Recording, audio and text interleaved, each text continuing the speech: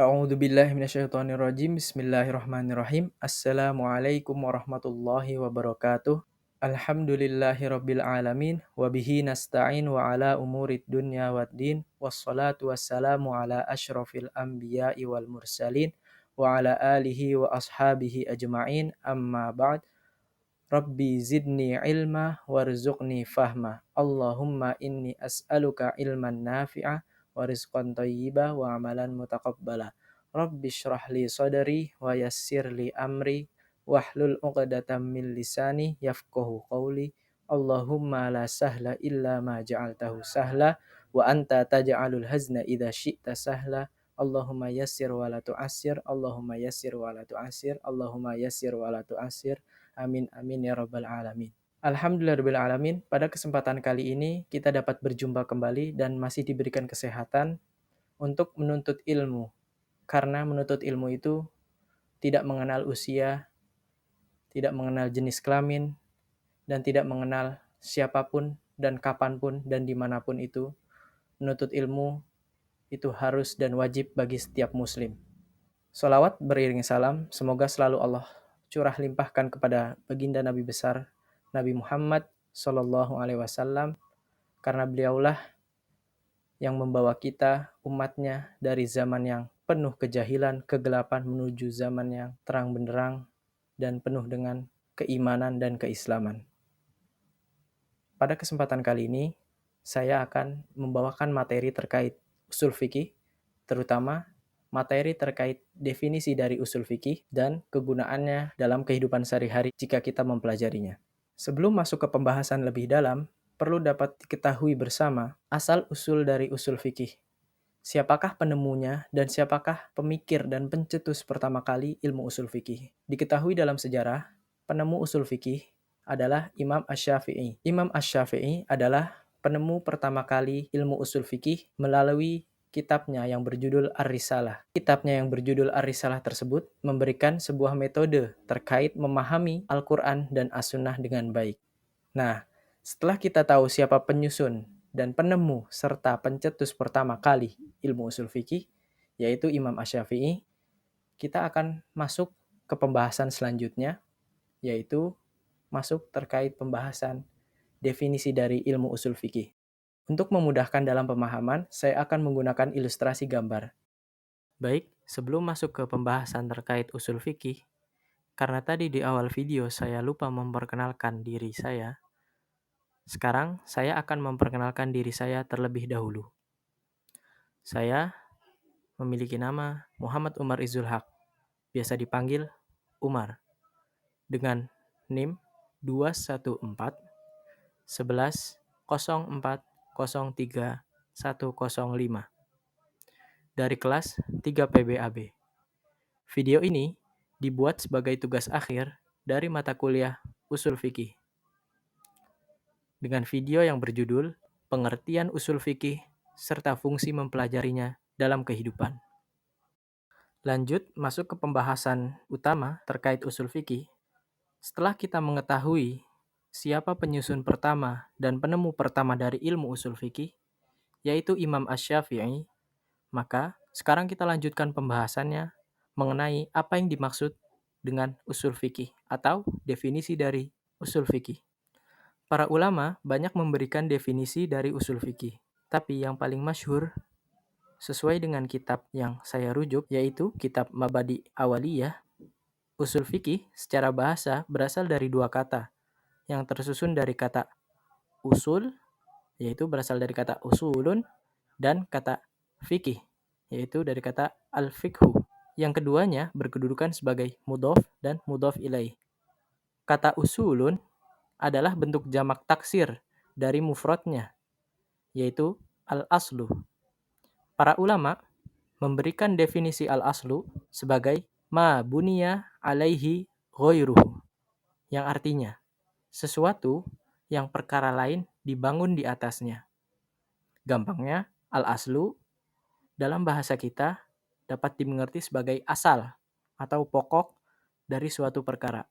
Jika ada pokok, pasti ada cabang setelahnya. Maka, cabang dalam bahasa usul fikih disebut dengan al-far'u, yang memiliki makna ma bunya ala ghairihi, yang artinya sesuatu yang dibangun di atas yang lainnya. Untuk memahami apa itu al-aslu dan apa itu al-far'u, maka mari kita coba lihat ilustrasi gambar berikut. Jika kita ingin membuat sebuah bangunan atau rumah, maka apa yang harus kita lakukan terlebih dahulu?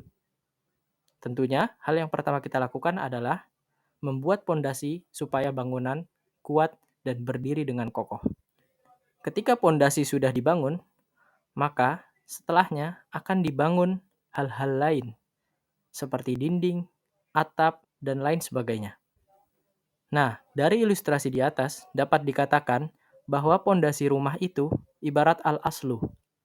Karena di atas pondasi ini terdapat berbagai macam hal yang dibangun.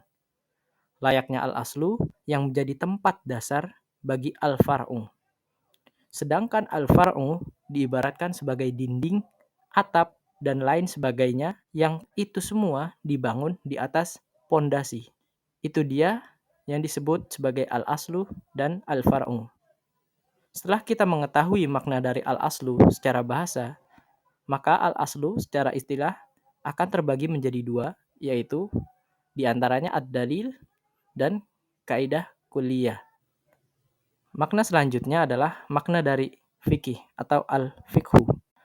Apa yang dimaksud dengan fikih? Fikih secara bahasa artinya adalah al-fahmu atau paham. Seperti ada ungkapan yang menyebutkan faqihtu kalamaka, yang artinya saya paham apa yang kamu ucapkan.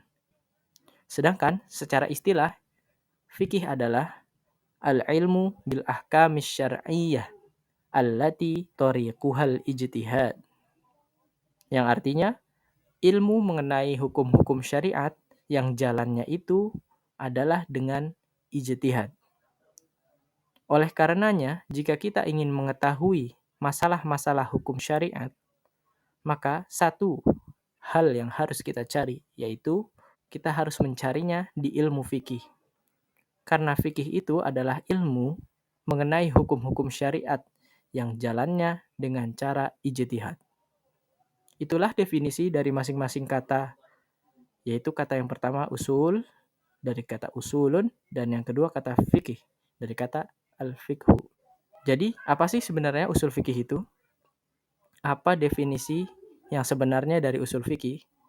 Nah, setelah kita mengetahui makna dari masing-masing kata, yaitu kata usul dan kata fikih, maka kita akan membahas definisi dari usul fikih.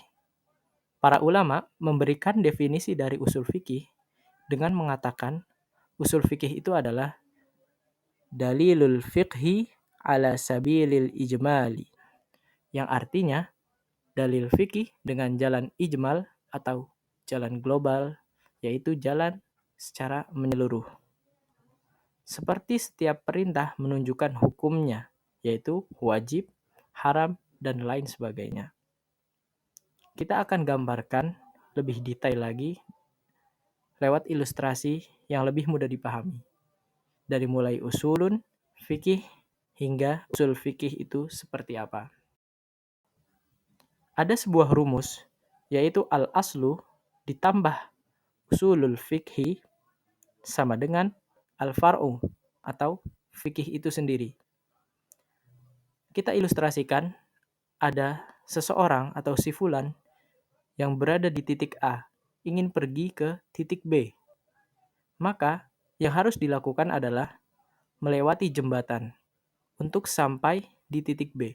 Maka dapat kita anggap titik A sebagai al-aslu dan jembatan yang menghubungkan antara titik A dengan titik B itu sebagai usul fikih. Kemudian B sebagai tujuan akhir atau hasil dari keseluruhannya, yaitu sebagai al-far'u atau fikih. Supaya lebih mudah dimengerti, mari kita masukkan ke dalam contoh pada salah satu dalil di dalam Al-Quran, di mana dalil di dalam Al-Quran ini berkedudukan sebagai al-aslu. Dalilnya yaitu potongan Quran surat Al-Baqarah ayat 43 yang berbunyi wa aqimus sholah, yang artinya dan dirikanlah sholat. yakni perintah untuk mengerjakan sholat. Kemudian ditambah usul fikih, di mana di dalam usul fikih ada kaidah yang menyatakan bahwa setiap perintah adalah wajib. Maka dari dalil di atas dapat mengandung perintah, kemudian diproses dengan usul fikih dan menghasilkan hukum, yaitu fikih, bahwa sholat itu wajib. Dalil posisinya sebagai al-aslu, yaitu asal dan pondasi awal, dan selanjutnya usul fikih sebagai proses pembentukan hukum dengan kaidahnya. Dan hasil dari proses tersebut adalah hukum, yakni sebagai al-far'u atau fikih. Lalu, pada akhirnya, materi pembahasan usul fikih itu mengerucut kemana atau mengarah kepada kemana pembahasannya. Pembahasan usul fikih sebenarnya itu sangat sederhana dan akan mengerucut atau mengarah pada dua hal sederhana, yaitu isbatul adillati lil ahkami wa subutul ahkami bil adillati, yang artinya menempatkan dalil untuk hukum dan menetapkan hukum dengan dalil. Jadi, tidak ada dalil yang tanpa hasil. Dalam hal ini, tidak ada dalil tanpa hukum. Dan tidak ada hukum yang bersumber tanpa dalil. Jadi semua hukum itu pasti ada dalilnya. Dari penjelasan yang sudah dipaparkan sebelumnya, dapat diambil dan ditarik kesimpulan bahwa manfaat mempelajari usul fikih adalah yang pertama, menjadikan diri kita terlepas dari sifat taklid. Apa itu taklid? Taklid yakni mengikut atau mengekor saja orang lain tanpa mengetahui dalil kenapa hal tersebut dilakukan, terutama dalam ibadah. Hal ini tidak boleh dilakukan. Ketika kita melakukan suatu ibadah, kita harus mengetahui dalil yang melatar belakanginya. Tidak boleh asal kata orang dan mengekor atau mengikut begitu saja. Yang kedua adalah memudahkan kita dalam memutuskan suatu permasalahan menjadi suatu hukum tertentu. Karena kita akan tahu fikih asalnya dari mana jika kita menguasai usul fikih tersebut. Karena usul fikih itu penting.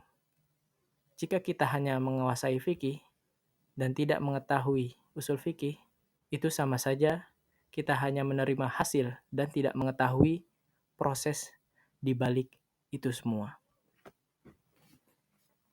Mungkin cukup sekian penjelasan dan pembahasan dari saya terkait usul fikih. Jika ada salah, kurang, dan hal-hal yang kurang mengenakan lainnya, saya mohon maaf. Karena kebenaran itu datangnya dari Allah Subhanahu wa taala, serta keburukan dan kesalahan itu datangnya dari diri saya pribadi dan syaitan laknatullah alaih. Billahi taufiq wal hidayah. Assalamualaikum warahmatullahi wabarakatuh.